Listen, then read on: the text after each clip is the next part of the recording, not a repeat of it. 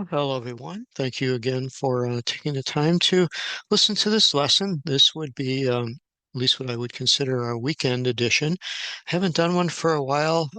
This study has become quite consuming for me. I'm enjoying it immensely, but it feels like I'm never done. It feels like I don't.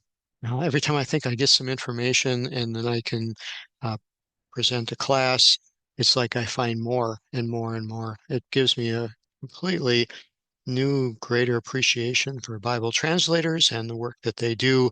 I don't know how they come up with, consensus on some of these meanings, and so I'm glad I don't have to do that, but I can share what I've been finding, and it has been a real blessing to me just to um, unpack all of the different meanings. If you remember where we were last time we met, we are in the book of Matthew, chapter 5, and we're going through the Sermon on the Mount, and we're in verse 3. And last time we spoke about Ashrei, and the whole lesson was on Ashrei.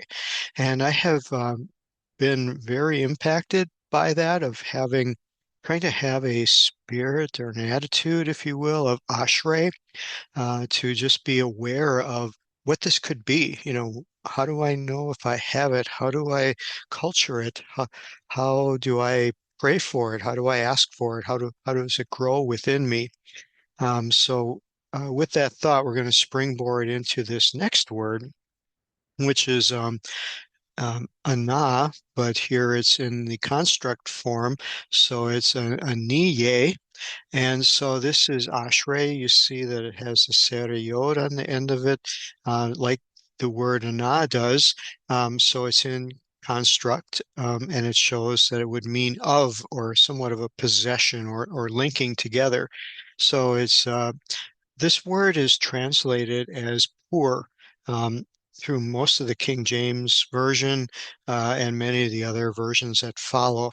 And this is where some of these translations really caused me to wonder and caused me to just try to understand.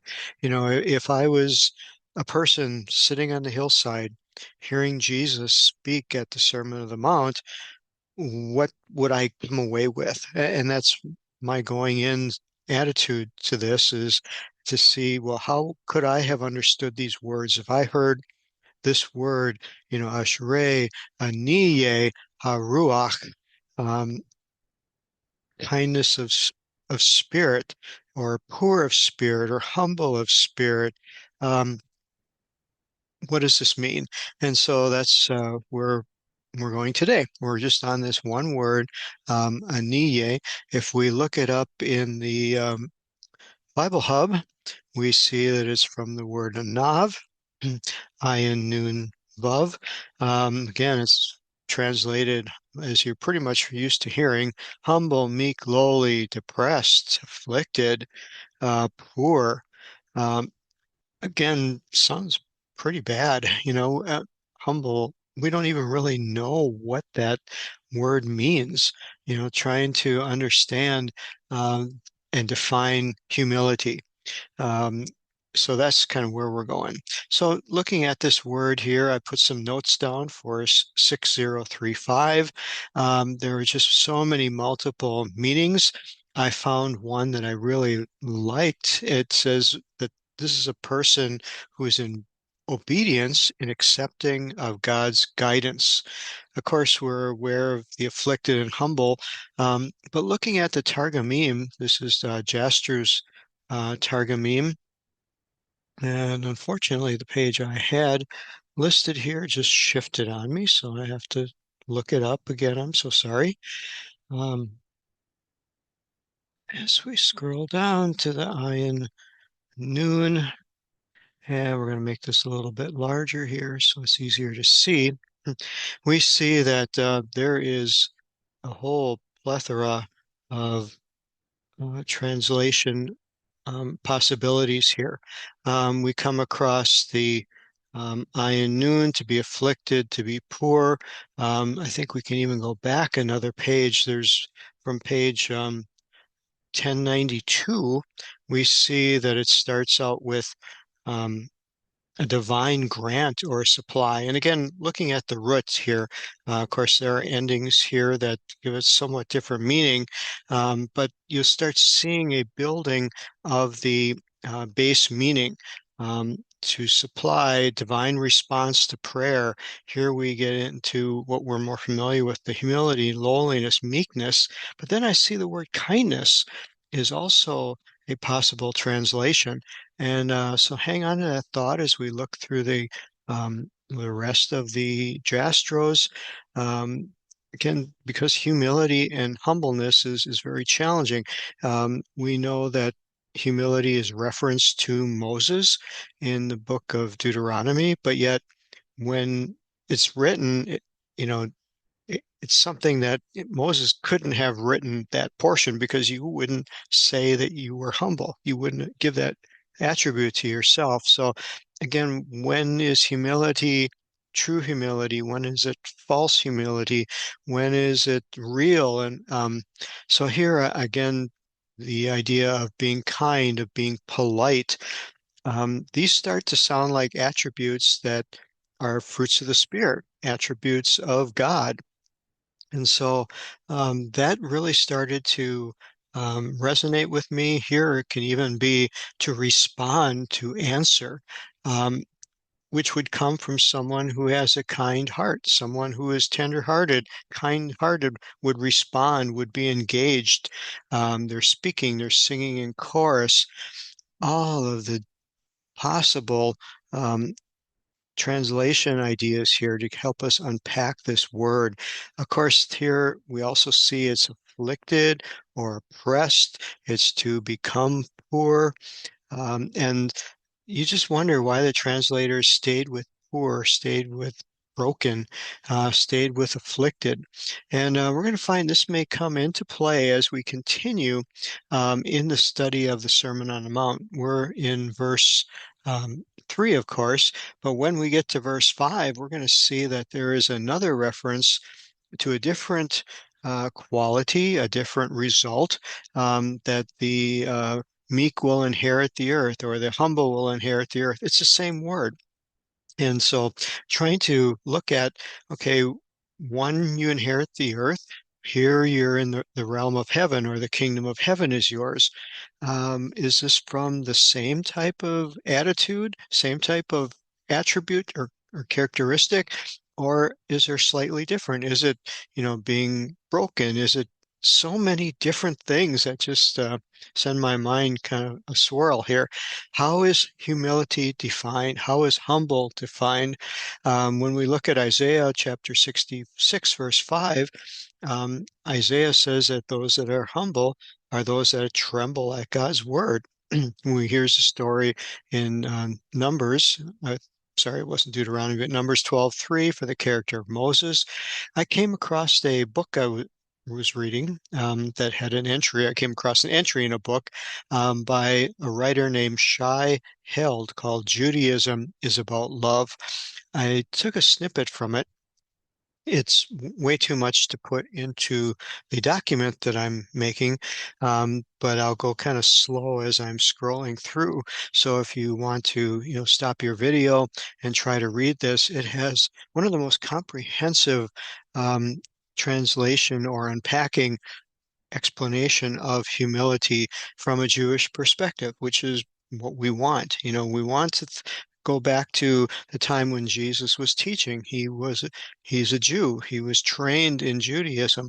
All of those that were listening were trained in Judaism, were trained at the feet of rabbis and their teachers in the synagogue. So what were they thinking when they heard this word, anah or anav?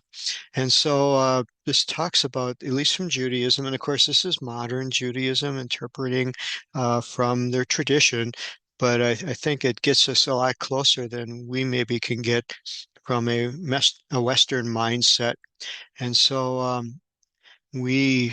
it's just a joy to read this. Being humble doesn't entail feeling incompetent or inferior. In fact, we're forbidden to bear a negative view. Jewish sources say that you shouldn't have a negative view. It also has nothing to do humility doesn't with hatred or self-loathing. Um, you don't want to have a base view of yourself. You want to understand your own worth, but keep it in a proper perspective. So all of this is just really, really wonderful to read, and it has meant a lot to me. So I'm glad I can share it with you. So I'll let you read it on your own. There is one more page here that we'll scroll down. We don't want to think too much of ourselves, or we don't want too little. But here he points out the problem is that we end up mostly thinking only of ourselves, and we can be self-centered, obsession with self. Again, humility is not thinking less of yourself than other people. It means freedom about thinking of yourself at all. It's not thinking of yourself, it's thinking of others, it's thinking of God's plan and purpose. And then to me, that fits in very nicely with the understanding I have of kindness. And so let's go back to the verse here and some of the things I've been unpacking. And so I just wanted to share that with you. There's also a reference here in Job chapter 24, verse 4, and Amos chapter 8, verse 4, which uses the same word. But what they would have in those verses, when you look them up, they'll have a makaf connecting it to the next word, which again ties it together. The makaf says you should try to pronounce this as one word because it builds upon it. So here we have of a kindness of spirit. And so this word for ruach is the traditional one used in the Hebrew language for could be wind, it could be spirit, has many different identities to it, but we're understanding that this is a characteristic of a person that's being ministered to. And what we lose here is the context or the mood of how Jesus was teaching. You know, we believe he was seated and everyone was seated. Um, you know, we're used to hearing someone banging on a pulpit or standing and pacing back and forth and using their arms and raising their voice. And, you know, it could be fire and brimstone preaching, could be quiet teaching. We really don't know what kind he was doing, but I tend to think that there was a lot of emotion here. I tend to believe that this was a giving of himself, um, of trying to bring people into the kingdom, of sharing with them what he was all about and what his mission was all about, what God's kingdom was all about, and what it would be like to be a part of it. And so this gives us just, I think, great insight. I hope I can unpack it for what it's truly trying to say. But having an ashrei or a gifted joy already present of kindness of spirit, that everything about you is being driven by this desire to be kind. And then it says, for, or ki lahem malchut hashemayim. So for to them is the realm of heaven or kingdom of heaven. And these other words we're going to have to come back to because I don't want to make this extremely long.